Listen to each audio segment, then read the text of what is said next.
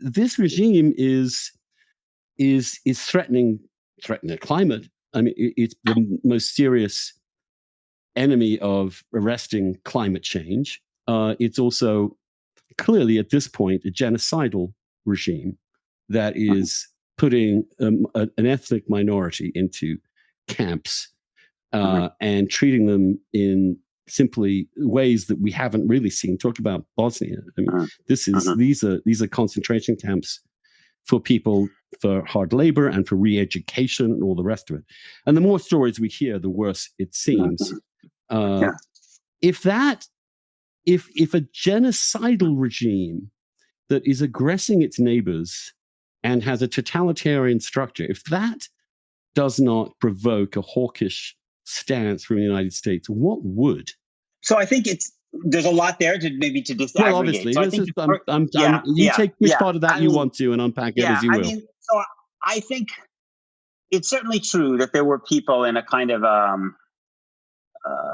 in a mechanistic way who thought that free trade was going to bring liberal democracy to China, and who believed that was going to be true about lots of parts of the world where it hasn't worked out that way. I think the first question I would ask is: Are ordinary Chinese people better off because China entered into the global economy, or they would have if it had remained Mao's China? Right, because this starts with Deng, right? So to me, and I think it's a totalitarian regime. I think what they're doing in Hong Kong is heartbreaking, tragic, hideous. I'm glad we have sanctions. I think what they're doing in Xinjiang is genocide. I agree. I think it's one of the great crimes of our time. I agree with all that. It's, I also think that if one is comparing China today to Mao's China, while China is not much more politically free than it was, it has seen maybe the most extraordinary alleviation of poverty in modern history. So that there are just vast numbers of people who are living subsistence lives who are now approaching the middle class. I mean, that's part of the reason it's become such a danger on climate, right? Because all of these kind of places where the IMF and World Bank was, China actually has done that economically. And I certainly do not want to suggest that I believe for a second that, that money means that freedom doesn't matter. Of course it doesn't. Freedom matters immensely, right? But being able to not starve matters too. Right. And under Mao's China, you had neither. You had brutal totalitarian repression and starvation. Right. Now you have totalitarian rule and a vast middle class. So I think for Chinese people, it's been better, even though it hasn't worked out the way I would want or the way I hope it works out. For ordinary Americans, I agree. I think that there was at that point, again, a far too kind of simplistic notion. And I'm not an economist, but the notion that basically, this would, lift all boats. What I don't know enough to answer is, was the right European countries also open to China, right? But because they had much stronger social welfare systems, right? It didn't produce as savage a level of inequality in those countries as we did. So would it have been possible for open to China, bring them into the WTO, and do things on the domestic front such that we would not have seen this economic devastation that we've seen in parts of industrial America? Or was that impossible because of our political system or for various reasons? And the Bernie Sanders prognosis, which is basically, we shouldn't have made those trade deals in the first place.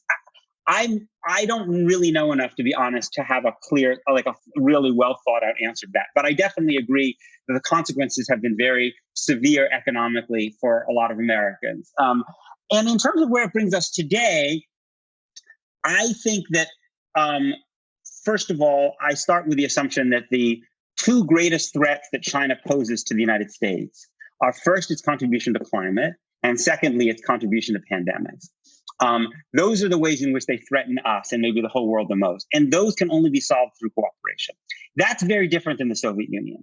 The Soviet Union, the Soviet Union probably threatened us most because of its nuclear weapons. But basically, these for me are 1 and 2 on our agenda item. Now, on Xinjiang and Hong Kong, I'm all for sanctions, but the reality is that our influence is limited. We're not going to go to war for those places. Just like we weren't able to save the Hungarians and the Czechs when they rose up in 56 and 68, tragically, because we weren't willing to spill blood there, we're not willing to spill blood in Hong Kong. And that's a hard. But what Being realist. what about Taiwan, which is an even more astonishingly difficult challenge? And I presume what you're, to my mind, the unspoken thing is that, of course, we're not going to go into a global world war over Taiwan. And certainly it'll be very hard to sustain a domestic constituency for that. Yeah. I can't see a future republic. I mean, maybe Tom Cotton. Yeah, you could see a President Cotton or a President Liz Cheney and so on doing that. But so much of the party's not interested in that. I can't imagine the Democrats actually doing that, and yet we are formally committed to that. Well, we have some ambiguity, but there is. So what are we going to do about that? I mean, you've suggested we just let it go. No, that's not what I've suggested. I mean, I don't think, certainly not in the wake of Hong Kong.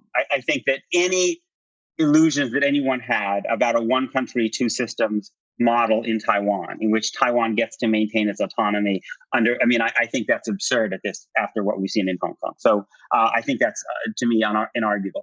To me, the question is, I agree. Taiwan is to me, is the greatest geopolitical problem in the world today.